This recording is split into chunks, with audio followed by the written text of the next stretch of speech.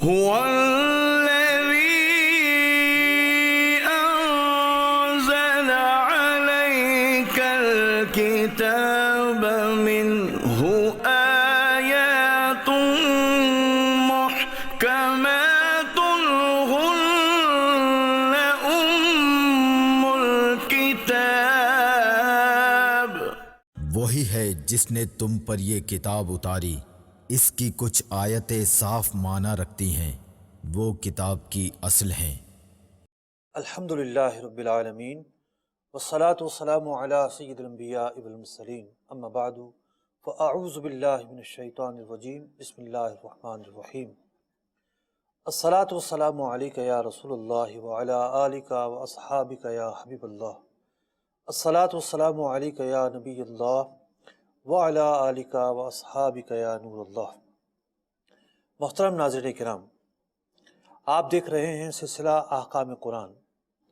اس سلسلے میں قرآن مجید فرقان حمید کی ان آیات کی تفسیر بیان کی جاتی ہے اللہ رب العزت نے جن میں احکامات بیان فرمائے ہیں۔ قرآن پاک کی آیات مختلف انداز پر مشتمل ہیں، مختلف اسلوب اور مختلف کنٹینٹ پر مشتمل ہیں۔ کچھ آیات وہ ہیں کہ جن میں واقعات بیان کیے گئے ہیں، کچھ آیات وہ ہیں جس میں ڈر اور خوف یا جنت کی بشارتیں بیان کی گئی ہیں۔ بہت ساری اقسام ہیں، ان میں سے ایک قسم کی آیات وہ ہیں اللہ رب العزت نے اپنے بندوں کو جس میں احکامات ارشاد فرمائے ہیں، کسی کام سے روکا ہے یا کسی کام کے کرنے کا حکم دیا ہے، ایسی آیات کو آیات احکام کہتے ہیں، اور یہ تقریباً 500 کے قریب آیات ہیں۔ تو ان آیات کی اس سلسلے کے اندر تسلسل کے ساتھ اور صورتوں کی ترتیب کے ساتھ تفسیر بیان ہو رہی ہے۔ سورہ بقرہ کی آیات پر گفتگو ہو چکی، سورہ آل عمران کی آیات احکام شامل سلسلہ رہیں، اور اب سورہ نساء کی جو آیات ہیں وہ شامل سلسلہ ہیں۔ آج ہے سورہ نساء کی آیت نمبر 58۔ آئیے سب سے پہلے اس کی تلاوت اور ترجمہ سنتے ہیں۔ قرآن کی روشنی، إن الله يأمركم أن تؤدوا الأمانات إلى أهلها وإذا حكمتم بين الناس أن تحكموا بالعدل إن الله نعم ما يعظكم به إن الله كان سميعا بصيرا۔ بے شک اللہ تمہیں حکم دیتا ہے کہ امانتیں جن کی ہیں انہیں سپرد کرو، اور یہ کہ جب تم لوگوں میں فیصلہ کرو تو انصاف کے ساتھ فیصلہ کرو۔ بے شک اللہ تمہیں کیا ہی خوب نصیحت فرماتا ہے، بے شک اللہ سنتا دیکھتا ہے۔ محترم ناظرین کرام، آپ نے آیت مبارکہ اور اس کا ترجمہ سماعت کیا۔ اس آیت مبارکہ کے ضمن میں کن نکات پر گفتگو ہوگی، آئیے پہلے ان کی فہرست ملاحظہ کرتے ہیں۔ قرآن کی روشنی۔ سورہ نساء کی آیت نمبر 58 کے تحت بیان ہونے والے اہم نکات یہ ہیں۔ نمبر 1، مذکورہ آیت مبارکہ کا شان نزول کیا ہے۔ نمبر 2، امانت کی 3 مرکزی اقسام کیا ہیں۔ نمبر 3، عدل کسے کہتے ہیں اور دونوں احکام کا آپس میں تعلق کیا ہے۔ نمبر 4، آیت مبارکہ میں موجود 2 دلچسپ نکات۔ ہمارا سب سے پہلا نقطہ یہ ہے کہ اس آیت مبارکہ کا شان نزول کیا ہے۔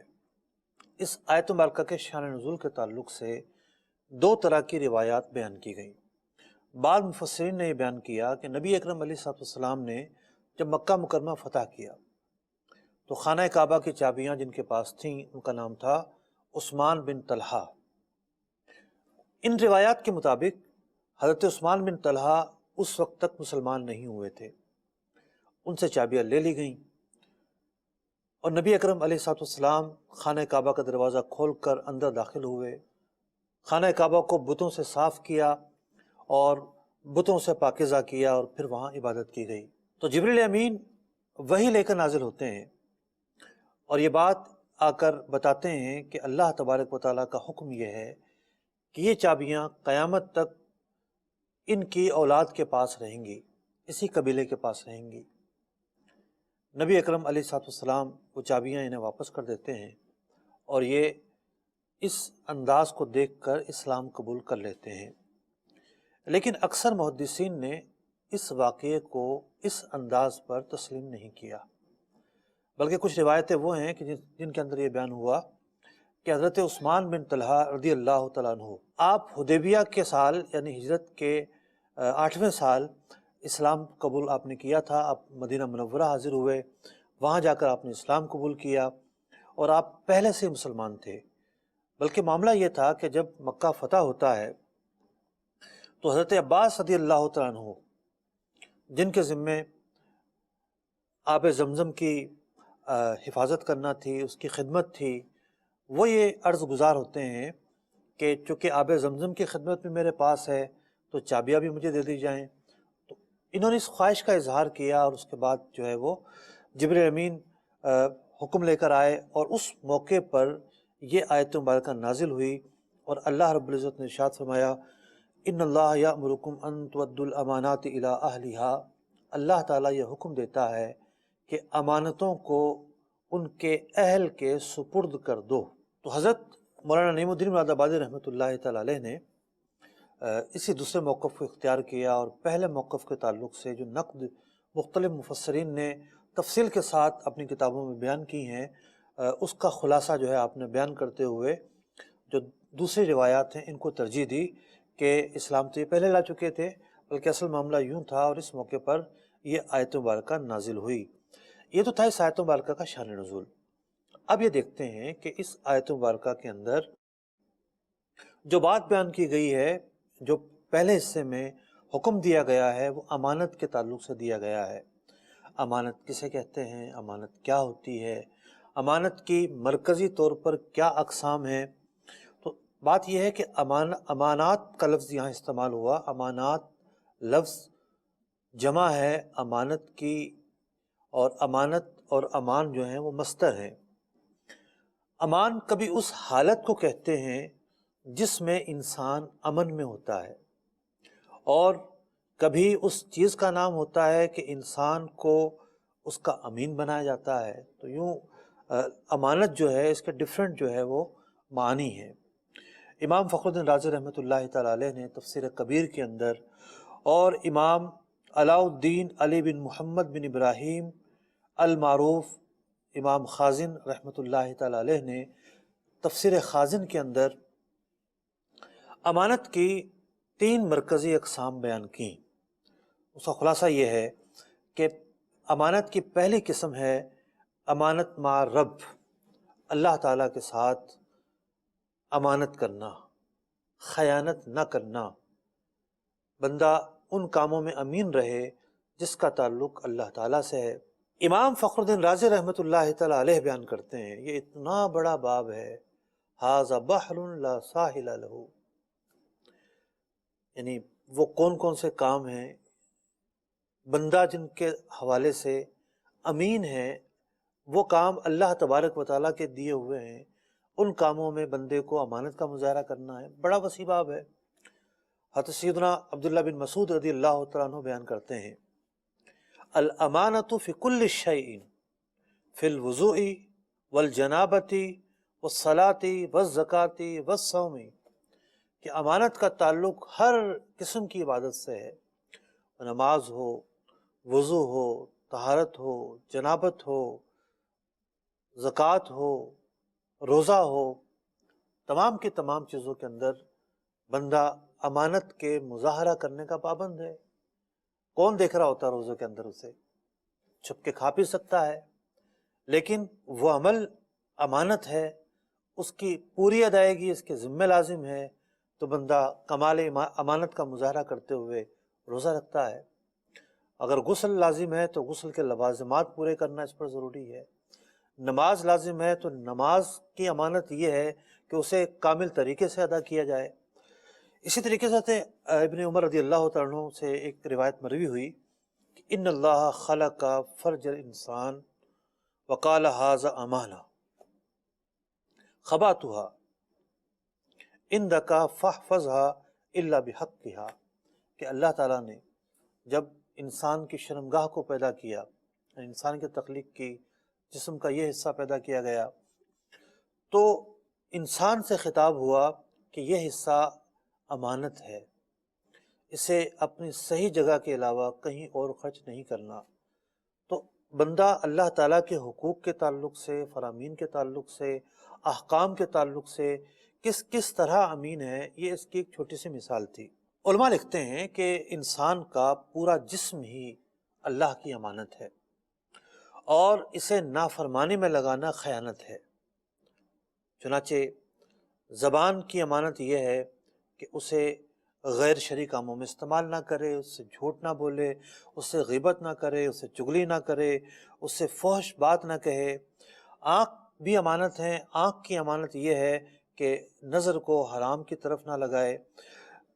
اللہ تعالیٰ نے بندے کو جو سماعت دی ہے، یہ قوت بھی امانت ہے، اور اس امانت کے ساتھ خیانت کب ہوگی؟ جب بندہ گناہ کے کاموں میں یہ امانت صرف کرے گا۔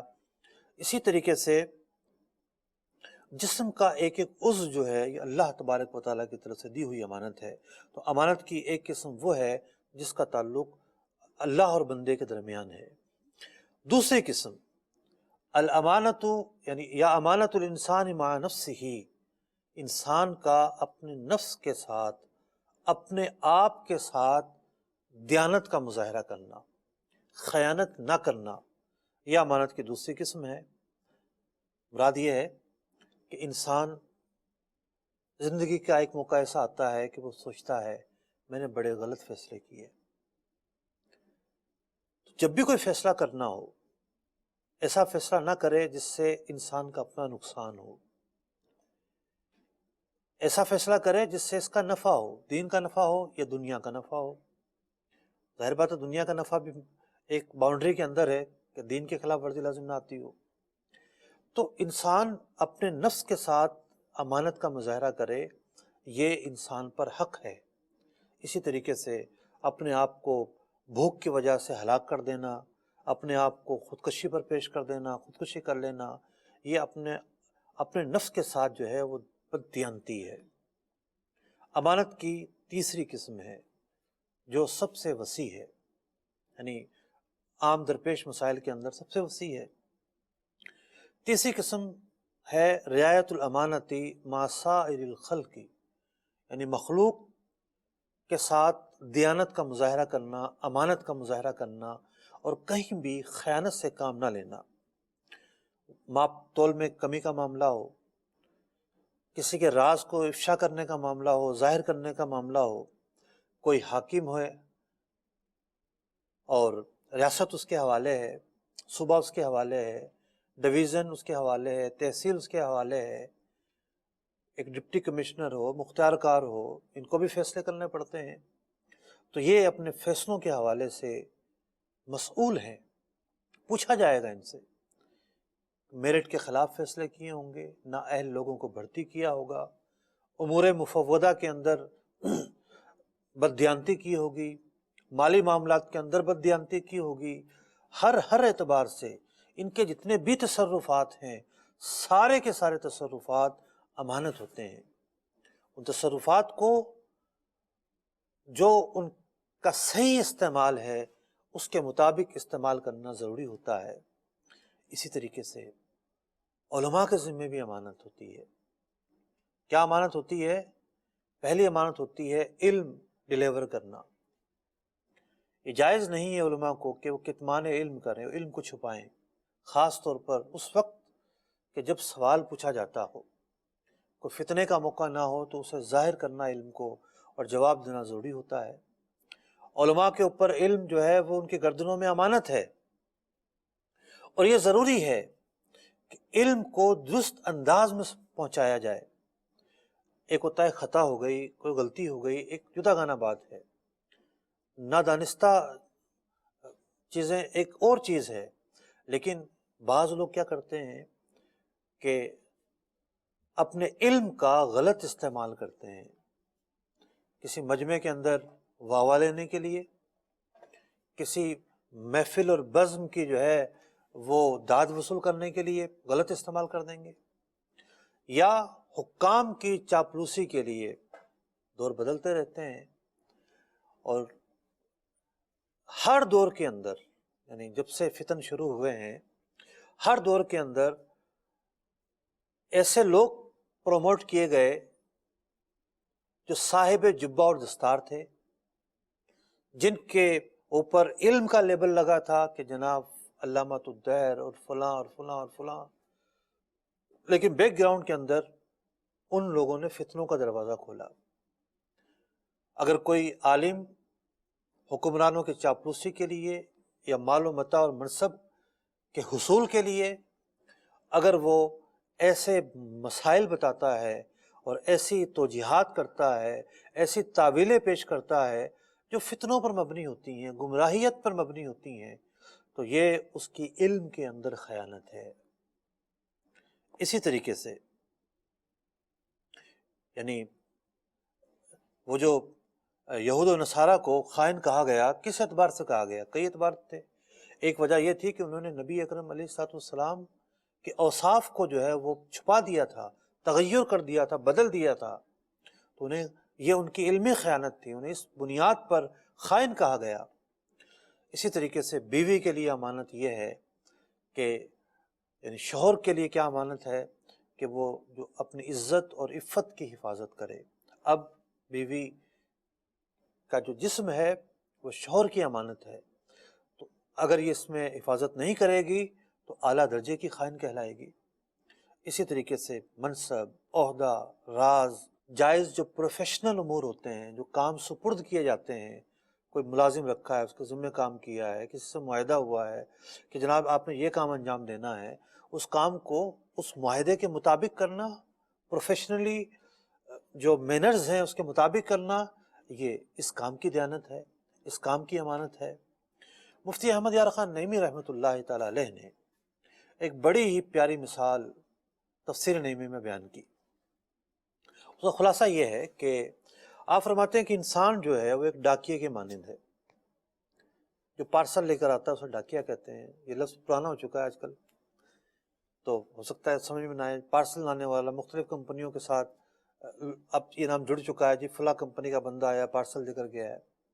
تو اس پارسل والے کے پاس پوری گٹھڑی ہوتی ہے، بہت سارے پیکٹس ہوتے ہیں، کہیں وہ منی آرڈر دے رہا ہوتا ہے، کہیں خط دے رہا ہوتا ہے، کہیں وہ لفافہ دے رہا ہوتا ہے، کہیں کوئی چیز ڈبے میں پیک دے رہا ہوتا ہے.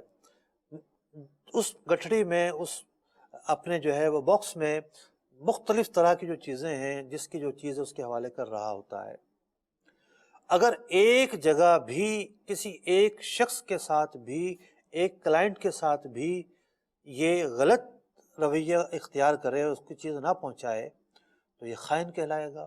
اس کی پکڑ ہو جاتی ہے، اسے نوکری سے نکال دیا جاتا ہے، اس پر باز پرس ہوتی ہے.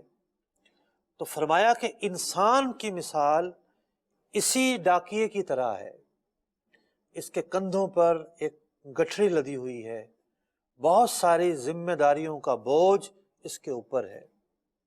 اگر یہ ایک ذمہ داری کو بھی ادا نہیں کرے گا تو یہ کوتاہی کا مرتکب قرار پائے گا. تو انسان کے اوپر بہت ساری ذمہ داریاں ہیں، بہت ساری امانتیں ہیں، اور ان امانتوں کا لحاظ رکھنا، ان کی پاسداری کرنا اور کما حق ہو ان چیزوں کو ادا کرنا، یہ انسان کے اوپر ایک لازم الامر چیز ہے. ہمارا اگلا نقطہ یہ ہے کہ چونکہ یہ سلسلہ جو ہے وہ خاص، اس کا نام ہی احکام قرآن ہے، اور اس میں قرآن پاک کی آیات کے ضمن میں فقہی احکامات پر گفتگو کی جاتی ہے بطور خاص. تو امانت کے تعلق سے کون کون سے فقہی احکام وابستہ ہیں؟ فقہی احکام سے پہلے سب سے پہلے تو ہم یہ سمجھتے ہیں کہ قرآن و حدیث نے امانت کے حوالے سے کیا احکامات بیان کیے ہیں. کئی مقامات پر اس کی اہمیت بیان کی گئی. ارشاد ہوتا ہے والذین هم لاماناتهم وعہدہم راعون، اور وہ لوگ یعنی مسلمانوں کے اوصاف بیان ہوئے، اچھے لوگوں کے اوصاف بیان ہوئے. ان کے اوصاف میں ایک بات یہ بیان کی گئی کہ جو اپنے عہد اور اپنی امانتوں کی پاسداری کرتے ہیں. ایک اور جگہ فرمایا گیا امانتوں میں خیانت نہ کرو. اور ایک روایت میں ارشاد ہوتا ہے ثلاثۃ یودین الی البر والفاجر، تین چیزیں ہیں، سامنے والا فاجر ہو یا نیک شخص ہو، ان تین چیزوں کو بالکل پورے طریقے سے ان کی ادائیگی کی جائے گی، کوئی کمی نہیں رکھی جائے گی۔ فرمایا الرحم، رشتہ داری کے حقوق، باپ فاسق ہے یا نیک ہے، باپ کے جو حقوق ہیں وہ ادا کرنے ہی کرنے ہیں، ماں کے جو حقوق ہیں ادا کرنے ہی کرنے ہیں، اسی طریقے سے اور رشتہ داری کا معاملہ ہے۔ الرحم توصل کانت برۃ او فاجرہ، والامانۃ تؤدى الی البر والفاجر، اسی طریقے سے امانت کا معاملہ ہے، سامنے والا شخص نیک ہو یا فاجر ہو، اس کی امانت اس کو دینی ہے۔ والعہد، عہد کیا ہے کسی سے، اب عہد کی پاسداری کرنی ہے، یوفی بہ للبر والفاجر، عہد نیک آدمی سے کیا ہو یا برے آدمی سے کیا ہو، بھی کسی سے آپ نے سودا کیا ہے، جائز بات ہے، جائز عہد کی بات ہو رہی ہے یہاں پر، کوئی برے عہد کی بات نہیں ہو رہی ہے، اسے پورا کرنا ہی کرنا ہے۔ ایک اور حدیث پاک میں بیان کیا گیا، کلکم راعٍ، تم سب کے سب نگہبان ہو، وکلکم مسئول عن رعیتہ، اور ہر ایک اپنی رعایا کے بارے میں مسئول ہے۔ تو یہ چند روایات اور احادیث تھیں۔ اب آتے ہیں فقہی احکام۔ ہم سب سے پہلے نماز کو لیتے ہیں۔ نماز کے حوالے سے ایک بڑا ہی مارکۃ العارہ مسئلہ ہے کہ جی فاسق مولن امام نہیں بن سکتا، امام نمائندہ ہوتا ہے اور وہ تمام مقتدیوں کی طرف سے نمائندگی کر رہا ہوتا ہے اللہ تبارک و تعالیٰ کی بارگاہ میں۔ اب فاسق کسے کہتے ہیں؟ فاسق ایک ہوتا ہے لفظ فاسق اور ایک ہوتا ہے فاسق مولن ہونا۔ فاسق کہتے ہیں نافرمان شخص کو، جو شریعت کے احکامات کی پرواہ نہ کرے، نافرمانی کرے اور غلطیوں کا ارتکاب کرے، فاسق ہوتا ہے۔ اور ایک ہوتا ہے اعلانیہ فسق کرنے والا۔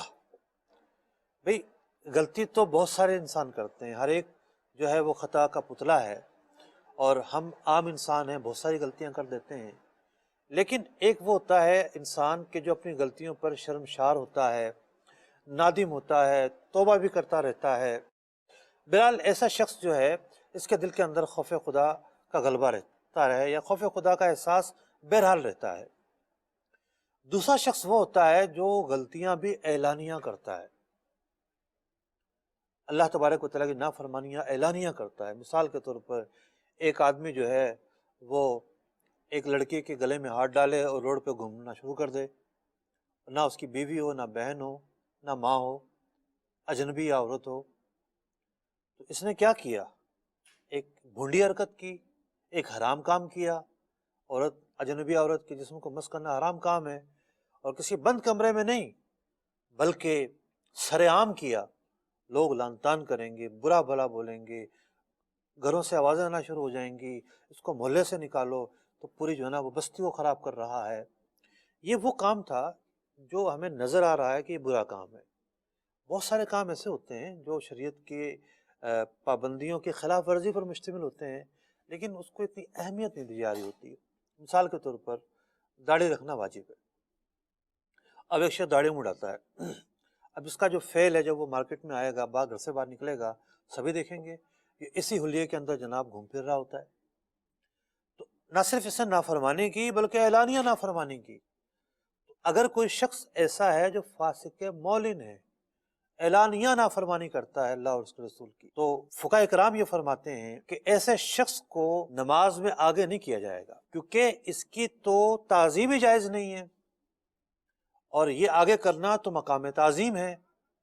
اور فلسفہ یہ ہے کہ یہ جو شخص ہے یہ شریعت کے امور کے اندر لاپرواہی کا مرتکب ہے، بے باکی کا مرتکب ہے، اس پر کیسے اعتماد کریں؟ اس نے وضو صحیح کیا ہوگا یا نہیں کیا ہوگا، کوئی ناپاکی لگی رہ گئی ہے جسم پر اور اس نے اس کا خیال رکھا ہوگا یا نہیں رکھا ہوگا۔ یہ جو ان امام کی دو حالتیں ہوتی ہیں، ایک وہ غلطیاں ہوتی ہیں ہمیں نظر آ رہی ہوتی ہے، اب اس نے اتحیات میں بیٹھ کے سورہ فاتحہ پڑھ لی، اور پھر جناب دل کے اندر یہ ہے کہ لوگ کیا کہیں گے، سجدہ سہو بھی نہیں کیا۔ تو جو شریعت کے معاملات میں لاپرواہی برتنے والا ہوتا ہے اس سے یہ چیزیں بعید نہیں ہوتی، اس لیے یہ حکم ہوا کہ فاسق مولن جو ہے وہ امین نہیں ہے۔ نماز جیسی عبادت میں ہم اس کو امین کیسے تصور کر لیں؟ اس کا غسل کہیں مشکوک نہ ہو، اس کی طہارت کہیں مشکوک نہ ہو، اس کا وضو کہیں مشکوک نہ ہو، نمازوں کی غلطیاں کہیں مشکوک نہ ہو، تو اس لیے اس کے اندر امانت نہ پائے جانے کے سبب اس کو امام نہیں بنایا جاتا، اس کی امامت جائز نہیں ہوتی۔ تو نماز اور امانت آپ نے دیکھا کہ اتنا مارکۃ العرا مسئلہ جو ہے اس پر مبنی ہے۔ اچھا، نماز سے پہلے اگر ادلہ کی طرف جائیں تو حدیث دوسرا بڑا ماخذ ہے شریعت کا، اور حدیث کے اندر سند ایک بہت ہی بحث طلب اور مارکۃ العرا عنوان ہے، اور سند کی جو جان ہے وہ امانت ہے۔ محدثین نے جو سند کو پرکھا، سند پر گفتگو کی، سند کے تعلق سے جو ہے وہ جانچ پڑتال کی، دیکھتے تھے وہ دیگر چیزوں کے ساتھ ساتھ امانت دار بھی ہے کہ نہیں، بد دیانت آدمی تو نہیں ہے، اور بڑی باریک طریقوں سے جو ہے وہ معیار مقرر کیا گیا محدثین نے کہ کس کس کو جو ہے وہ امین نہیں کہیں گے۔ فقہی احکامات کی بات ہو رہی تھی، نماز کی میں نے مثال دی، زکوٰۃ، بہت سارے لوگ اپنی زکوٰۃ کسی کے حوالے کرتے ہیں، کسی تنظیم کے حوالے کرتے ہیں، کسی فرد کو دیتے ہیں کہ فلاں تک پہنچاؤ، فلاں غریب آدمی کو دے آؤ، فلاں تنظیم کو دے آؤ جو اس کی مستحق ہے، صحیح استعمال کرتی ہے۔ اب بیچ والا آدمی جس کے پاس پیسے آئے پہنچانے کے لیے، کیا ہوا؟ امین ہو گیا ہے وہ۔ امانت کا مظاہرہ کرنا اس پر ضروری ہے، جن لوگوں کو دی گئی ان پر بھی یہ ضروری ہے، یعنی تنظیم کے جو لوگ ہوتے ہیں، جیسے دعوت اسلامی ہے یا اور کوئی ایسی تنظیم ہے کہ جو زکوٰۃ کا درست استعمال کرتی ہے، تو اس تنظیم سے وابستہ لوگ، وہ لوگ جن کے پاس یہ پیسہ رہے گا، ان کے اوپر ایک نہیں کم از کم 2 امانتیں ہیں۔ پہلی امانت تو یہ ہے کہ اس رقم کا صحیح استعمال کرنا ہے، یعنی زکوٰۃ کے طور پر اس کی ادائیگی کرنی ہے، شرعی فقیر کی ملک میں دے کے شرعی ہلا کرنا ہے، یہ پہلا ذمہ ہے۔ پھر جب شرعی ہلا ہو گیا تو اب جو ہے جو مصرف ہے وہاں استعمال کرنا ہے۔ زکوٰۃ کو چندہ نہیں ہوتا، چندے کے اندر بڑا وسیع استعمال ہوتا ہے، زکوٰۃ کے اندر محدود استعمال ہوتا ہے۔ کچھ لوگ یہ سمجھتے ہیں جی ہلا ہو گیا اب جہاں مرضی خرچ کریں، ایسا نہیں ہے۔ امانت کا تعلق وہاں بھی قدم قدم پر دیکھنے کو ملتا ہے۔ اب حج ایک وہ ہوتا ہے کہ جس میں بندہ اپنے پیسوں سے ادائیگی کرتا ہے، اور ایک حج وہ ہوتا ہے جو حج بدل کی صورت ہوتی ہے۔ اب حج بدل کی صورت کے اندر پیسے بچ گئے، واپس کرنے ہوں گے، وہاں بھی امانت کے بہت سارے جو ہے مسائل وہ درپیش ہوں گے۔ نفقہ ایک اصطلاح ہے، کتاب النکاح کے اندر یہ اصطلاح ملتی ہے۔ ایک تو نفقہ وہ ہوتا ہے کہ جو بیوی اور شوہر کے درمیان طے ہو جاتا ہے، وہ تو اتنا ہی دینا ہے جتنا طے ہوا ہے، اور ایک شوہر گھر چلانے کے لیے جو ہے وہ بیوی کو پیسے دیتا ہے، بیوی کو دیتا ہے، ماں کو دیتا ہے، گھر میں کوئی اور بڑا ہے اس کو دے دیتا ہے۔ تو اب زیادہ تر یہ صورتحال ہوتی ہے کہ سامنے والے کو مالک نہیں بنایا جاتا بلکہ خرچ کرنے کے لیے دیا جاتا ہے، اور عام طور پر گھر کے ماحول میں کوئی حساب کتاب بھی نہیں ہوتا۔ ہوتا یہ ہے کہ اپنی ثواب دید سے سامنے والا خرچ کرتا ہے، گھر میں ماں ہے تو وہ بڑے احتیاط سے خرچ کرتی ہے، بیوی بھی احتیاط سے خرچ کرتی ہے۔ لیکن جن کے ہاتھ میں یہ پیسے آئے ان کو 2 چیزوں کا خیال رکھنا ضروری ہے۔ پہلے تو اس بات کا احساس کریں کہ ہم مالک نہیں ہو گئے۔ ہاں، سراحت ایسی ہے کہ جناب سراحت کر دی گئی کہ بھی آپ مالک ہو گئے، ٹھیک ہے، احتیاط سے خرچ کرنا ہے۔ بعض اوقات کیا ہوتا ہے کہ بڑی رضامندی اور خوشی کے ساتھ ہو رہے ہوتے ہیں معاملات، ایک بھائی کو پاؤں پہ کھڑا کر دیا، سب کے مشترکہ اخراجات آتے رہے، دوسرے کو کھڑا کر دیا، بعد میں آخر میں آ کے چھوٹے والا رہ گیا، اس نے ساری عمر کمایا، اس کے پاس کچھ بھی نہیں ہوتا۔ اب وہ شکوے کر رہا ہوتا ہے، میں نے ساری عمر کما کے دیا ہے، مجھے کیا ملا، میں نے یوں کیا مجھے کیا ملا، میرے ہاتھ میں کچھ نہیں، سب نے اپنا اپنا بنا لیا۔ تو یہ پیسہ جو ہے وہ جس کا ہے اس کے حقوق کا بھی خیال رکھا جائے، اور اگر بیوی کو دیا جاتا ہے تو بیوی بھی یہ سمجھ لے کہ جناب وہ مالک نہیں ہوگی اس کی، اسے دیانت عرف کے مطابق خرچ کرنا ہے، اور بعض ایسے اخراجات ہوں گے شوہر کی اجازت لینی ہوگی، کیونکہ یہ مال ان کے پاس امانت ہے۔ ہمیں گری پڑی چیزیں مل جاتی ہیں، بہت سارے لوگ کہتے ہیں واہ جی موجیں ہو گئی ہیں، آج تو جو ہے قسمت کھل گئی ہے، چیز مل گئی ہے۔ نہیں، مالک تھوڑی بن جائے گا بندہ اس سے، وہ چیز امانت کے طور پر رکھی جائے گی۔ اگر کسی نے رکھی لو جی میں مالک بن رہا ہوں، میری ہو گئی ہے، تو وہ غاصب کہلائے گا۔ اس چیز کے غصب کرنے کا اسے گناہ ملے گا۔ اس چیز کو امانت کے طور پر سنبھال کر رکھنا ہے کہ مالک تک پہنچانی ہے، اعلان کرنا ہے، اس کی جو ہے وہ صورت بنانی ہے تشہیر کی، اور مالک کے ملنے کے امکانات نہ رہیں تو پھر اس کو صدقہ کرنے کے کامات ہوتے ہیں۔ شریف فقیر ہو تو پھر خود رکھ سکتا ہے، اب بھی مالک آ گیا تو لٹانی ہوگی۔ امانت کے احکامات، وقف ایک بہت بڑا باب ہے۔ مسجدیں وقف ہیں، مدرسہ وقف ہوتا ہے، اسی طریقے سے یتیم خانے وقف ہوتے ہیں، اور بہت ساری جگہیں مختلف کاموں کے لیے وقف ہوتی ہیں۔ اب ہر وقف کو چلانے کے لیے لوگ ہوتے ہیں، ظاہر بات ہے پراپرٹی خود بخود تو رن نہیں کرتی ہے، پروجیکٹ اس کے اندر رن کر رہے ہوتے ہیں۔ مسجد کو لے لیں آپ تو جناب مسجد کے اندر پیسہ آنا اور جانا اس حصہ جاری رہتا ہے، آمدنی بھی ہوتی ہے اور مصارف بھی ہوتے ہیں۔ اس کو رن کرنے کے لیے ایک باڈی ہوتی ہے، مسجد کمیٹی ہوتی ہے، انتظامیہ ہوتی ہے، مدرسے کی بھی انتظامیہ ہوتی ہیں، کوئی چیریٹی ادارہ ہے اس کی بھی انتظامیہ ہوتی ہے۔ تو جہاں جہاں وقف اور چندے کا معاملہ ہے تو جو لوگ مینجمنٹ میں ہوتے ہیں، جو لوگ ٹرسٹ میں ہوتے ہیں، جو لوگ انتظامیہ میں ہوتے ہیں، ان کے اوپر نہ جانے کتنی احتیاطیں لازم ہوتی ہیں، کون کون سے دیانت کے معاملات ان کے اوپر لازم ہوتے ہیں۔ اور بہت سارے لوگ اس سرکل میں آتے ہیں نیکی کمانے کے لیے کہ ہم دین کی خدمت کریں گے، ہم نیکی کمائیں گے، ہم ایک نیک کام میں کو آگے بڑھائیں گے، لیکن غلطیوں کی وجہ سے، ناعلمی کی وجہ سے، شریعت کے احکامات سے ناواقفیت کی بنیاد پہ وہ ایسے غلط جو کہ چھکے لگا رہے ہوتے ہیں کہ آخرت کی بربادی کا سامان پیدا کر لیتے ہیں۔ تو یہ سیکھنا ضروری ہے، کس مال کو کہاں خرچ کرنا ہے، کیسے خرچ کرنا ہے، کتنا خرچ کرنا ہے۔ یہ کوئی مال مفت نہیں ہے، اعلیٰ درجے کی امانت ہے، اعلیٰ درجے کی۔ مال وقف یعنی قرآن پاک نے یتیم کے مال کی حفاظت، احتیاط کے تعلق سے بڑی تفصیل کے ساتھ احکامات بیان کیے۔ فقہا نے لکھا کہ یتیم کے مال کے متعلق جتنی احتیاطیں برتی جاتی ہیں، اور جس بندہ احتیاط کا مظاہرہ کرتا ہے، مال وقف کا معاملہ بھی ایسا ہی ہے۔ ہمارے ہاں سرکاری مال کو مال مفت سمجھا جاتا ہے، سرکاری مال ہے جناب۔ ہم دیکھتے ہیں روڈوں پر میلوں میل جنگلے لگتے ہیں، پوری روڈ پہ جنگلے لگے ہیں، 6 مہینے بعد پتہ چلتا ہے کہ جناب جنگلہ غائب، کوئی ہرونی اس کو اٹھا کر لے جاتے ہیں، کوئی اور لوگ لے کر چلے جاتے ہیں، نہ جو دیکھنے والے ہوتے ہیں وہ انہیں منع کر رہے ہوتے ہیں، انتظامیہ بھی تو ہوتی ہے۔ سرکاری مال جس کے پاس جاتا ہے ایسا مال مفت سمجھتا ہے، اسے کیسے مال مفت ہو سکتا ہے؟ قوم کی امانت ہے، یہ ریاست کی امانت ہے، ریاست کی امانت کا لحاظ رکھنا بھی ضروری ہے۔ تو وہ کہیں قبضے ہو رہے ہوتے ہیں، کہیں کیا ہو رہا ہوتا ہے، کہیں کیا ہو رہا ہوتا ہے، تو یہاں بھی دیانت کا مظاہرہ کرنا ضروری ہے۔ وراثت کے اندر کئی اعتبار سے امانت کے معاملات درپیش ہوتے ہیں۔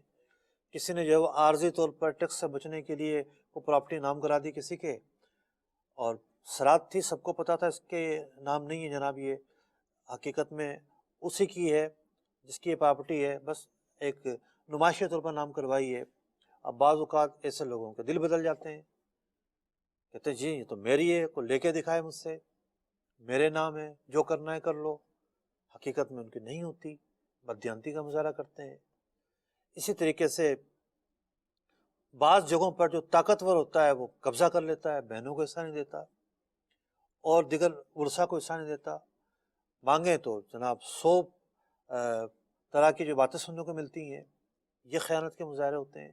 ایک بڑا ہی عجیب مسئلہ فقہاء کرام نے بیان کیا، وہ مسئلہ یہ کہ ایک شخص کا انتقال ہوا، اس کے بیٹے ہیں، بیٹیاں ہیں، وارث ہیں، لیکن ایک بیٹا ایسا ہے جو گم ہو گیا۔ ایسے کیس ہوتے رہتے ہیں، کوئی پتہ ہی نہیں ہے، موت کا بھی نہیں پتہ۔ موت کا پتہ ہو تو مردہ مان لیں، تو اس کو کہتے ہیں مفقود الخبر، جس کے کوئی خبر نہ ہو، زندہ ہے، مر گیا، کیا ہوا، اب اس کے باپ کا انتقال ہو گیا. اب جناب ورثہ تو ہیں، لیکن اس گمے ہوئے آدمی کا کیا کریں؟ شریعت یہ کہتی ہے کہ اسے مال میت میں زندہ مانا جائے گا، اس کو زندہ مان کے حصے تقسیم کیے جائیں گے. اس کا حصہ امانت کے طور پر رکھیں گے. کب تک رکھیں گے؟ جب تک اس کی عمر 70 سال نہیں ہو جاتی. اگر اس سے پہلے موت کی خبر آ جائے تو دو صورتیں ہیں. اگر یہ ثابت ہو کہ بھئی باپ سے بھی پہلے مر گیا تھا تو وارث بنے گا ہی نہیں، پھر جو بقیہ افراد ہوں گے وہ جو حصہ رکھا ہوا تھا انہی کو دے دیں گے. اگر یہ خبر آتی ہے کہ نہیں بعد میں مرا ہے تو وارث تو اب یہ بنا. اب جو ہے وہ اب بھی جو ہے وہ یہ رقم جو ورثہ تھے اس وقت ان کی طرف منتقل ہوگی کہ بھئی اس وقت مرا. اب یہ بھی تو ہے نا کہ بھئی 4 بھائی تھے اس کے اور ایک بھائی اس سے پہلے مر گیا، باپ کے تو بعد مرا لیکن اس سے پہلے مرا، تو اب وہ بھائی وارث نہیں بنے گا، اس کی اولادیں ہوں گی ان کو ایسا نہیں ملے گا. تو اس کی موت کی جب تحقیق ہوتی ہے کہ اس وقت مرا ہے، اس وقت اس کے جو وارث بن رہے ہوں گے ان کو حصہ ملے گا جبکہ وہ باپ کے بعد مرا ہو. اور کوئی اطلاع ہی نہیں آتی اس کی عمر جب تک 70 سال نہیں ہو جاتی. شاید 2 پشتیں تو گزر جائیں گی، اس کے ساتھ والے ہو سکتا ہے انتقال کر جائیں، ممکن ہے چھوٹا ہو سب سے گھر میں، بقیہ کی عمر زیادہ ہو وہ انتقال کر جائیں. وہ کہہ کے جائیں گے کہ یہ حصہ سنبھال کر رکھنا ہے، اسلامی تاریخ کے حساب سے 70 سال نہ ہو جائے، امانت کے طور پر یہ چیز رکھنی ہے. دیکھا آپ نے وراثت کے تعلق سے ایک مسئلے کے اندر کتنے جو ہے نا وہ سخت احکامات بیان کیے گئے ہیں. اس سخت احکامات کا کس چیز سے تعلق ہے؟ حق کی حفاظت سے تعلق ہے کہ جو گم ہو گیا ہے وہ بیٹا تو ہے نا، وارث تو ہے، وہ وراثت نسب کی بنیاد پر ملتی ہے، تو گم ہونے سے اس کا حق کیسے تلف ہو جائے گا؟ اس کے مال کی بھی حفاظت کا اتنا وسیع اہتمام، 70 سال کی عمر ہونے تک اس کو سنبھال کے رکھے جانے کا حکم. یہ اسلام کی تعلیمات ہے، یہ دین اسلام کا حسن ہے. آگے چلتے ہیں. شرکت ہوتی ہے، پارٹنرشپ ہوتی ہے. ہر ایک جو پارٹنر ہے یا شریک ہے وہ امین ہے. اب ہمارے ہاں کیا ہوتا ہے جی، لاس میں جا رہی ہے کمپنی، دکان لاس میں جا رہی ہے، نقصان ہو گیا. کیوں نقصان ہو گیا؟ بعض جگہ پہ تحقیق کی تو پتہ چلتا ہے کہ جناب جو گلے پہ کھڑا ہے وہ جیب کا گلہ بھرے جا رہا ہے، جناب تھیلیاں بھر بھر کے سامان جاتا جا رہا ہے، جناب دیکھ رہے ہوتے ہیں سامنے والا ہے تو نہیں، چلے جناب کھسک لیے سامان لے کر. ایسا نہیں ہوتا، یہ خیانت ہے. شراکت کے اندر ہر شریک جو ہے وہ امین ہے. کو دیانتداری کا مظاہرہ کرنا ہے. مداربت کو لے لیں آپ، مدارب کے ہاتھ میں مال دیا جاتا ہے، کیپٹل دیا جاتا ہے. اب وہ سارا حساب کتاب، سارا مصارف اخراجات، کتنے کا آیا کتنے کا بکا، سب اس کے ذمے ہوتے ہیں. اعلیٰ درجے کی امانت اس کے سپرد کر دی جاتی ہے اور اس کے ذمہ لازم ہے کہ وہ امانت کا لحاظ کرے، امانت کا اہتمام کرے، بددیانتی نہ کرے. اسی طریقے سے ایک فقہ میں باب ہے، اس کا نام ہے ودیت. یہ پورا باب ہی جو ہے وہ امانت کے گرد گھومتا ہے. اور جب کسی کے پاس کوئی مال رکھا جاتا ہے کہ ذرا آپ یہ رکھ لو، ہماری حفاظت کیجیے گا اس کی، تو وہ چیز ودیت کہلاتی ہے. نبی اکرم علیہ الصلوۃ والسلام جب آپ نے ہجرت کا سفر اختیار فرمایا، آپ کے پاس لوگوں کی امانتیں رکھی ہوئی تھیں اور آپ صلی اللہ علیہ وسلم حضرت علی المرتضیٰ رضی اللہ تعالیٰ عنہ کے سپرد کر آئے کہ تم لوگوں کی امانتیں ان کے حوالے کر دینا. تو اب ودیت کس کو کہتے ہیں؟ آپ نے سنا کہ کوئی بغرض حفاظت مال رکھوا دے، وہ سنبھال کر رکھنا. تو ایک تو اس کو سنبھال کر رکھنا ہے، محفوظ طریقے سے رکھنا ہے، بچوں سے بچانا ہے، بارش سے بچانا ہے، دھوپ سے بچانا ہے، خراب نہ ہو جائے، یعنی انسان کی تعدی اور غفلت نہ پائی جائے. انسان کی تعدی اور غفلت پائی گئی تو وہ انسان جو ہے وہ اوپر تاوان آئے گا. دوسرا کیا ہے کہ اس چیز کو مالک تک پہنچانا ضروری ہے، مالک تک اس کی ادائیگی ضروری ہے. خود استعمال نہیں کر سکتا، ایسی چیزوں کو خود بالکل استعمال نہیں کر سکتا. ودیت کے یہ حکام ہے، جو چیز امانت کے حکم میں آئے گی جس کے پاس رکھوائی ہے وہ اس کو استعمال نہیں کر سکتا. اجارہ یعنی نوکری پیشہ افراد کی طرف بہت ساری امانتیں ہوتی ہیں. مثال کے طور پر مشین دی ہے، کمپیوٹر پہ بٹھا دیا ہے، اس کا وہ استعمال کرے جس کا یہ مجاز بنایا گیا ہے، اس سے زیادہ استعمال نہ کرے۔ جو کام کرنے ہیں پوری طریقے سے کرے، وقت کا استعمال، کام کی ادائیگی، یہ سب چیزیں جو ہیں اس کے اندر اس کو امانت کا مظاہرہ کرنا ہے، دیانت کا مظاہرہ کرنا ہے۔ خرید و فروخت کے اندر کئی ایسے مسائل ہیں جس کا تعلق امانت سے ہے۔ ایک بڑا مشہور مسئلہ ہے کہ قبضہ امان اگر ہو تو قبضہ زمان کے قائم مقام نہیں ہو سکتا۔ یہ لفظ آپ کو سمجھ میں نہیں آئے ہوں گے ہمارے مدنی چینل کے ناظرین، لیکن میں نے ایک لفظ بتا کے اس باب کی وسعت بیان کر دی ہے کہ جس کو سمجھ میں آئے ہوں، جو اہل علم ہیں، طلبہ ہیں، تو وہ یہ سمجھ لیں کہ کتنی وسعت ہے امانت کی فقہی باب کے اندر۔ تو کچھ چیزیں تو طلبہ کا بھی حق بنتا ہے نا سمجھنا، عوام کے ساتھ ساتھ۔ رہن ایک عام سی صورت ہے، گارنٹی کے طور پر کوئی چیز رکھ لی جاتی ہے، بھئی تم قرض لے کر جا رہے ہو، واپس نہ آئے تو کیا ہوا؟ جی میرا سونا رکھ لو، جی یہ فلاں چیز رکھ لو۔ تو جو چیز رہن میں رکھی جائے وہ امانت کے حکم میں ہوتی ہے، اور آپ یہ سن چکے ہیں جب کوئی چیز رکھوائی جائے امانت کے طور پر اس کو استعمال نہیں کیا جا سکتا۔ اگر کسی نے بائک رکھوا دی ہے رہن کے طور پر، سونا رکھوا دیا ہے، کوئی اور چیز رکھوا دی ہے، اس کو قابض جو ہے جس کے قبضے میں وہ استعمال نہیں کر سکتا، نہ کسی اور کو دے سکتا استعمال کے لیے۔ آج کل ایک عجیب ٹرینڈ چلا ہے، جی یہ اپنا دکان جو ہے ہماری لے لو اور اتنے پیسے ہمیں دے دو، 10 لاکھ روپے دے دو، اور بس کرایہ نہیں دینا، استعمال کرو۔ یہ 10 لاکھ روپے جو ہے وہ کے بدلے ہم نے دکان گروی رکھی ہے۔ بھائی گروی رکھی ہے تو تالا مار دو اس پر، استعمال کیسے کیا جا سکتا ہے؟ اس قرض کے بدلے میں جو آپ نے لیا ہے، دکان دی ہے آپ نے، دکان دے کے اس کو آپ نفع دے رہے ہیں قرض پر، یہ سود ہے۔ جو چیز گروی رکھی جائے اس کو استعمال نہیں کیا جا سکتا کیونکہ یہ امانت کے خلاف ہے۔ اسی طریقے سے وصیت کے اندر بھی امانت کے معاملات ہوتے ہیں۔ ایک آدمی نے کہا کہ جی فلاں آدمی کو کے لیے میں وصیت کر رہا ہوں کہ یہ پیسے فلاں تک پہنچا دے، وہ وصی ہے، وصی پر امانت کے جو تقاضے ہیں اس کو پورا کرنا ضروری ہے۔ وکالت، ایک تو وہ وکالت ہوتے ہیں جو ہمارے کورٹ میں کھڑے ہوئے لوگ کر رہے ہوتے ہیں، امانت تو ان کے اوپر بھی لازم آتی ہے۔ اعلیٰ درجے کی خیانتوں کا بعض اوقات وہ مظاہرہ کرتے ہیں، کیس لمبا کھینچنے کے لیے، اور بہت ساری چیزوں کا، جھوٹی حلف اٹھواتے ہیں، جھوٹے گواہ کھڑا کرتے ہیں، نہ جانے کیا کچھ کرتے ہیں۔ یہ سامنے والے کے لیے جو دوسرا فریق ہوتا ہے یہ اس کے ساتھ خیانت ہے۔ وکالت ایک فقہی باب ہے، ایک پورا ایک اس کا تصور ہے۔ جب آپ کوئی کام خود نہیں کرتے، کسی اور کو نمائندہ بناتے ہیں تو یہ وکالت ہوتی ہے۔ وکالت خرید و فروخت آپ خود کریں یا کسی کو نمائندہ بنا کر بھیج دیں، وہ آپ کی طرف سے خرید کر لے کر آئے گا۔ اگر وکالت نہ مانی جائیں تو پھر آپ کا ملازم خریدتے اس کا مالک بن جائے گا۔ وہ مالک اس لیے نہیں بنتا کہ وہ آپ کا نمائندہ ہے، آپ کی طرف سے اس نے خریدی ہے۔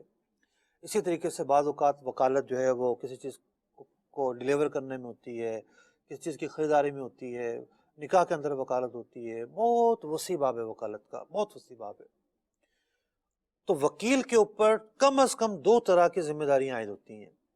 ایک یہ کہ جتنا اس کا دائرہ بنایا گیا ہے، جتنی باؤنڈری جو ہے وہ بنائی گئی ہے، اتنی باؤنڈری کے گرد رہے گا۔ یہ کسی کو کہا کہ جاؤ تم بکرا خرید کر لے آؤ، وہ بھینس خرید کر لے آیا، تو اس نے اپنی جو باؤنڈریز تھی اس کے اندر تو نہیں رہا، یہ اس کے باہر چلا گیا، تو اس نے اپنے تصرفات کا استعمال غلط کیا۔ جو امانت اس کے سپرد کی گئی تھی اس میں اس نے خیانت کی۔ تو ایک تو تصرفات کا معاملہ ہے، اس میں امانت کا مظاہرہ کرنا ہے۔ دوسرا یہ ہے کہ اگر مال سپرد کیا گیا ہے تو اس مال کے اندر امانت کا مظاہرہ کرنا ہے۔ اگر ایکسپینس کہیں ہوتے ہیں تو صحیح بتائے، بلا وجہ مال ہڑپ نہ کر لے، بلا وجہ جو ہے وہ بغیر شرعی اجازت کے ایسا تصرف نہ کرے جو خیانت کہلاتا ہو۔ تو وکیل کے اوپر بھی بہت ساری امانتیں لازم آتی ہیں۔ تو یہ امانت کے تعلق سے میں نے مختصر الفاظ میں بیان کیا کہ کتنے ایسے فقہی ابواب ہیں، کچھ 16 کے قریب ابواب تم نے بتا دیے کہ جس میں امانت کے گرد جو ہے وہ مسائل گھومتے ہیں، اور امانت کے حوالے سے بہت سارے مسائل پر ڈسکشن ہوتی ہے، اور بہت سارے مسائل اسی چیز پر مبنی ہیں۔ اگلے نقطے کی طرف چلتے ہیں۔ اگلا نقطہ یہ ہے کہ عدل کسے کہتے ہیں۔ یہ تو آیت مبارکہ کا پہلا جز تھا جس کے تحت مختلف ہم نے مفید باتیں سنی ہیں۔ پہلا جز یہ تھا ان اللہ یامرکم ان تؤدوا الامانات الی اہلھا۔ اللہ تعالیٰ حکم دیتا ہے کہ امانتیں ان کے اہل کے سپرد کر دو۔ اب اگلا جز یہ ہے وَإِذَا حَكَمْتُمْ بَيْنَ النَّاسِ أَن تَحْكُمُوا بِالْعَدْلِ، کہ جب لوگوں پر کوئی فیصلہ کرو تو انصاف کے ساتھ فیصلہ کرو، عدل کے ساتھ فیصلہ کرو۔ اللہ تعالیٰ کتنی ہی عمدہ نصیحتیں فرماتا ہے، واعظ فرماتا ہے۔ ان اللہ کان سمیعا بصیرا، اللہ تبارک و تعالیٰ سمیع و بصیر ہے۔ تو دوسرے حصے کے اندر یعنی یہ آیت مبارکہ اتنی جامع آیت مبارکہ ہے، آپ نے اس کی جامعیت کا اندازہ لگایا کہ اس میں امانت کی اہمیت کو بیان کیا گیا، اس کی پاسداری کا حکم بیان کیا گیا، تو وہ امانت ہمارے شرعی احکام کے گرد کتنی وسعت کے ساتھ وہ گھومتی ہے اور کتنا وسیع باب ہے۔ اسی طریقے سے جو دوسرا حصہ ہے عدل کا حکم، یہ بھی ایک بڑا ہی وسیع باب ہے۔ عدل کہتے کسے ہیں؟ عدل کا معنی برابری کا ہے۔ اونٹ کی پیٹھ پر دونوں جانب جو سامان لاتے ہیں اسے عدل کہتے ہیں، کیونکہ وہ برابر برابر تقسیم ہوتا ہے۔ اصطلاح میں عدل کہتے ہیں اس فیصلے کو کہ جو ظلم اور تعدی سے بچا ہوا ہو۔ اب ایک ہی آیت میں یہ دونوں باتیں بیان کی گئی ہیں، آخر کیا تعلق ہے؟ جو تعلق اور ربط میرے ذہن میں آیا وہ میں بیان کرتا ہوں۔ وہ تعلق یہ نظر آتا ہے کہ امانت جو ہے ایک کلی ہے، ایک یعنی مرکزی ایک چیز ہے، اس کے تحت بہت سارے جزیاں ہیں۔ عدل جو ہے اسی امانت کا ایک جز ہے کہ جب کوئی حاکم غلط فیصلہ کرتا ہے، جب کوئی قاضی یا جج وہ تعصب کی بنیاد پر ہو یا رشوت کی بنیاد پر ہو یا ذاتی پسند یا ناپسند کی بنیاد پر ہو، جب وہ غلط فیصلہ کرتا ہے تو خیانت کا مظاہرہ کرتا ہے۔ تو عدل کا تعلق بھی دیانت ہی سے ہے، اور عدل ایک بڑا ہی وسیع باب ہے۔ عدل کی کیا اہمیت ہے؟ اگلا نقطہ ہمارا یہ ہے، اور ہمارے معاشرے کے اندر جو ناسور پھیلے ہوئے ہیں، عدل ان کو کس طرح ختم کر سکتا ہے۔ معاشرے میں اگر عدل قائم کر دیا جائے نا تو یہ رشوت خور، یہ چور چکے، یہ ڈاکو، یہ لٹیرے، یہ ظلم کرنے والے، یہ عزتوں سے کھیلنے والے، یہ بلیک میلر، یہ خائن، یہ چیٹر، یہ بینک فراڈ کرنے والے، یہ لوگوں کو دھوکہ دینے والے، یہ سب کے سب جو ہے وہ صحیح ہو جائیں، چونکہ ہمارے ہاں عدل کمزور ہے، فیصلے پیسے پر ہوتے ہیں، قانون کی آنکھوں پر بعض اوقات پٹی باندھ دی جاتی ہے، اندھے رہنا، حقائق کو چھوڑ دینا، جھوٹ بیان کرنا ہے، حقیقت کے خلاف جو چیز ہے وہ ثابت کرنی ہے اور تم نے اس لائن پہ چلنا ہے۔ اندھا ہو جاتا ہے قانون بعض اوقات۔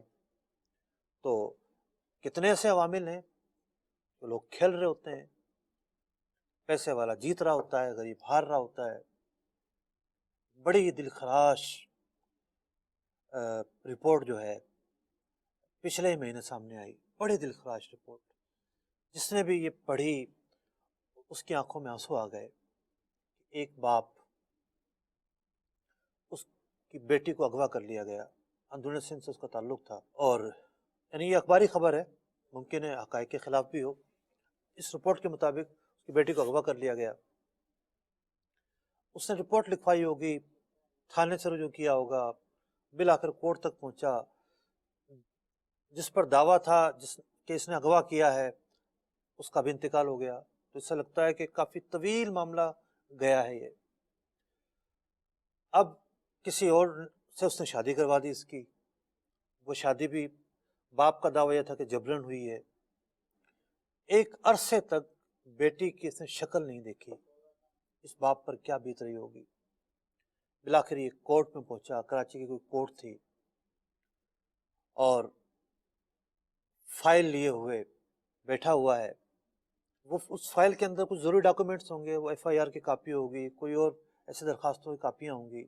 اب یہ باپ بیٹھا ہوا ہے کورٹ کے اندر، سپٹمبر 2019 کا ہی واقعہ ہے۔ پیچھے سے آواز آتی ہے بابا، اور یہ باپ پیچھے مڑ کر دیکھتا ہے تو نہ جانے کتنے عرصے سے جو بچھڑی ہوئی اس کی بیٹی تھی اس کی آواز تھی۔ باپ جب یہ آواز سنتا ہے دل کا دورہ پڑتا ہے، اس کا انتقال ہو جاتا ہے۔ ظلم کی انتہا دیکھیے کہ یہ بیٹی باپ کو آخری لمحے کے اندر بھی اب چھوڑ کے جا رہی ہے، خود چھوڑ کے نہیں جا رہی تھی، جو اس کے ساتھ آیا تھا وہ اس کو کھینچ کر لے گیا، مرے ہوئے باپ کا یہ منہ بھی نہ دیکھ سکی۔ اب ایک نیا مسئلہ درپیش ہو گیا کہ یہ کون آدمی ہے، لوگوں نے دیکھا، نبض دیکھی، پتہ چلا موقع پر ہی ہلاک ہو گیا ہے۔ تو کس نے شناختی کارڈ وغیرہ ڈاکومنٹ دیکھے تو پتہ چلا کہ جی کسی شہر کا، کسی گاؤں کا رہنے والا ہے۔ اب لاش کا کیا کریں، باڈی کا کیا کریں؟ لوگوں نے چندہ کیا آپس میں اور ایک سوزوکی کے اندر اس کی لاش رکھوا کر روانہ کی گئی۔ یہ ہمارے معاشرے کے عدل کی ایک تصویر ہے کہ ہمارے معاشرے کے اندر ایک غریب آدمی کے لیے عدل جو ہے وہ کتنا کمزور ہو چکا ہے۔ اب ملاحظہ کیجئے، جرائم کے بڑھنے کی وجہ، بڑے لوگوں کی، پیسے والے لوگوں کی ہاتھی بننے کی وجہ، معاشرے کے اندر جگہ جگہ پر ناسور پھیلنے کی وجہ، یہ کیوں تعداد بڑھتی جا رہی ہے نشے کرنے والے لوگوں کی؟ کیونکہ جن ذرائع سے اور جن سڑکوں سے نشہ آ رہا ہوتا ہے، پوری ملی بھگت ہوتی ہے بعض لوگوں کی، جہاں سے بک رہا ہوتا ہے ان تھانوں کے اندر بھتے جا رہے ہوتے ہیں۔ عدل کہاں سے قائم ہوگا؟ اس تھانے کی ذمہ داری تھی برائی کا خاتمہ کرنا اور اس برائی کو جو ہے وہ کلا کما کرنا، لیکن کہاں سے برائی کلا کما ہوگی جب جیبیں گرم ہو رہی ہوتی ہیں؟ تو عدل کا قیام معاشرے کی بقا کے لیے، عزتوں کے تحفظ کے لیے، اموال کی حفاظت کے لیے، حقوق کی ادائیگی کے لیے بے حد ضروری ہے۔ اس معاشرے کے اندر عدل نہیں ہوتا، اس معاشرے کے اندر ظلم اور بربریت کا بازار گرم رہتا ہے۔ تو قرآن مجید فرقان حمید نے عدل کی اہمیت کئی مواقع پر بیان کی ہے، اور عدل وہی عدل ہوگا جو اللہ اور اس کے رسول کے قانون کے مطابق ہو۔ اب قرآن کی تفسیر میں بیان کر رہا ہوں، سارے مسلمانوں سے مخاطب ہوں۔ نہ جانے کس کس ملک میں کیا کیا قوانین ہیں، بعض اوقات جج پابند ہوتا ہے جی قانون میں یہ لکھا ہے، میں نے یہ فیصلہ کرنا ہے۔ اللہ کے ہاں وہ بری ذمہ نہیں ہے، اللہ تعالیٰ کے ہاں مواخذہ ہوگا کہ اللہ کا قانون تو یہ تھا اور تم نے یہ فیصلہ کیسے کر لیا۔ فیصلے کا مطلب ہوتا ہے یہ حق ہے اور یہ باطل ہے، یہ صحیح اور یہ غلط ہے، یہ مال اس کو جانا ہے اور یہ مال اس کو جانا ہے۔ تو صرف غلط فیصلوں پر ہی پکڑ نہیں ہونی ہے، بلکہ اگر ان فیصلوں کا معیار اگر غلط ہے اس پر بھی پکڑ ہونی ہے۔ وہ معیار اگر شریعت کے خلاف ہے تو وہ عدل پر مشتمل نہیں ہو سکتا، جو چیز شریعت کے اصولوں پر نہیں ہے وہ عدل پر نہیں ہو سکتی۔ قاضی اس کی ایک ذمہ داری ہوتی ہے۔ امام شافعی رحمۃ اللہ تعالی علیہ بیان کرتے ہیں کہ قاضی پر لازم ہے کہ 5 چیزوں کے اندر مساوات برتے، فریقین میں مساوات برتے۔ آج خبریں چل رہی ہوتی ہیں فلاں رئیس، جاگیردار، ایم این اے، فلاں فلاں فلاں لایا گیا کورٹ میں، اس کے لانے کا انداز کچھ، آنے کا انداز کچھ اور ہوتا ہے، غریب کے آنے کا انداز کچھ اور ہوتا ہے۔ امام شافعی رحمۃ اللہ تعالی علیہ لکھتے ہیں کہ قاضی پر لازم ہے کہ نظام ایسا ہو کہ 5 باتوں کے اندر فریقین جو ہیں اس میں برابری برتی جائے، یعنی اپنے پاس آنے میں دونوں کو برابر موقع دے، برابر حیثیت کا موقع دے، دونوں کو ایک جیسی نشست دے، دونوں کی طرف قاضی برابر متوجہ رہے، دونوں کے کلام سننے کا ایک ہی طریقہ رکھے، یہ نہ ہو ایک کا کلام، ایک کی گفتگو بیزار ہو کے سن رہا ہے اور چہرے پہ بیزاری ہے، اور ایک کو بڑا جناب بچھا ہوا جا رہا ہے کہ جناب بس سر تو کیا ہے، میں آنکھیں بچھاؤں کہ خود بچھ جاؤں آپ کی راہ میں، یہ نظارے ہوں۔ ایسے اگر نظارے ہوں گے تو یہ عدل کا قتل ہوگا۔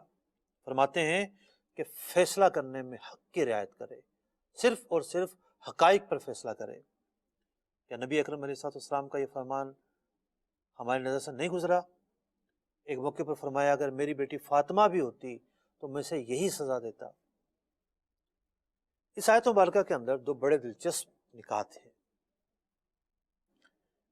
ایک نقطہ یہ ہے کہ اللہ تبارک و تعالیٰ نے اپنے بندوں کو نماز کا حکم دیا، روزے کا حکم دیا، زکوٰۃ کا حکم دیا، حج و عمرے کا حکم دیا، بہت ساری عبادات کا حکم دیا، لیکن نماز کے متعلق فرمایا حکیم الصلاح، زکوٰۃ کے متعلق فرمایا واتو الزکا، حج کے متعلق فرمایا تم الحج والعمرہ. یہ نہیں ارشاد فرمایا گیا ان اللہ یامرکم، اللہ تعالیٰ تمہیں حکم دیتا ہے، ان اللہ یامرکم ان تقیم الصلاۃ، ان اللہ یامرکم ان تؤدی الزکاۃ، یہ نہیں کہا گیا. وہاں عام انداز میں حکم بیان کر دیا گیا. لیکن یہ جو معاملہ تھا عدل کا قیام، امانت کی ادائیگی، یہ ایک نظام ہے، ایک عمل نہیں ہے یہ، بلکہ یہ ایک نظام ہے. ریاست کے اندر، معاملات کے اندر، نجی زندگی کے اندر، معاشرے کے اندر اگر امانت اٹھ جائے گی، ایک دو غلطیاں نہیں ہوں گی، یوں سمجھیں کہ لاکھوں لاکھ غلطیاں ہوں گی. پھر معاشرے کے اندر اگر عدل اٹھ جائے گا تو یہ ایک غلطی نہیں ہوگی، اس کے جو اثرات ہیں بڑے وسیع ہوں گے. تو اس لیے بطور خاص، مطلب یوں کہیے آپ کے ڈبل حکم دیا گیا. اللہ تعالیٰ حکم دیتا ہے یہ کام کرو، یہ کام کرنا بھی حکم، اور اس سے پہلے یہ کہنا کہ اللہ تعالیٰ حکم دیتا ہے. تو یہ تاکید کا ایک طریقہ ہے، کیونکہ یہ اعلیٰ ترین ایک نظام بیان کیا گیا، اس لیے اس کی تاکید بھی زیادہ بیان کی گئی.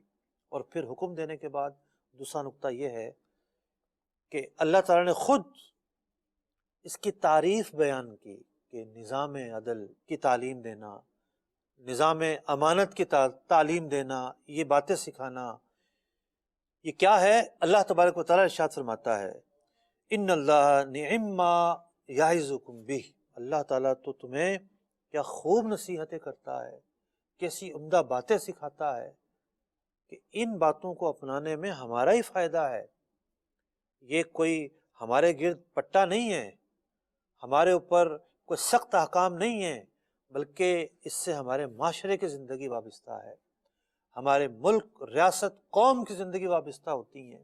یہ تو وہ چیزیں ہیں. تو آپ نے دیکھا اس ایک آیت مبارکہ کے اندر کتنے عظیم احکامات بیان کیے گئے، اور امانت کا تعلق ہو یا قضا کا تعلق ہو، پورا ایک باب ہے. چند ہی باتیں اس حصے میں بیان کر سکا. ہمارے ساتھ طلبہ بھی ہیں، سوالات لے لیتے ہیں. السلام علیکم ورحمۃ اللہ وبرکاتہ. وعلیکم السلام ورحمۃ اللہ وبرکاتہ. محمد انعام رضا. ماشاء اللہ. سوال یہ تھا کہ زمین رہن کے طور پر رکھوائی جاتی ہے، اور جس کے پاس رہن کے طور پر رکھوائی ہے اب اسے کھیتی بھی لیتا ہے، اس کو استعمال بھی کرتا ہے، تو اب اس کا یہ تو استعمال جائز نہیں ہے. یعنی رہن کی جو چیز اگر زمین بھی ہے تو اس کو ایسے رکھے گا، وہ اس کو خود استعمال نہیں کر سکتا یا کرائے پر دے کر خود اس سے فائدہ اٹھائے، یہ جائز نہیں ہے. اللہ تبارک و تعالی عمل کی توفیق عطا فرمائے. آمین بجاہ نبی الامین صلی اللہ تعالی علیہ وسلم. فہم قرآن کا مجھ کو میرے مولا عطا کر دے، پڑھوں سمجھوں عمل کا بھی مجھے یا رب تو جذبہ دے.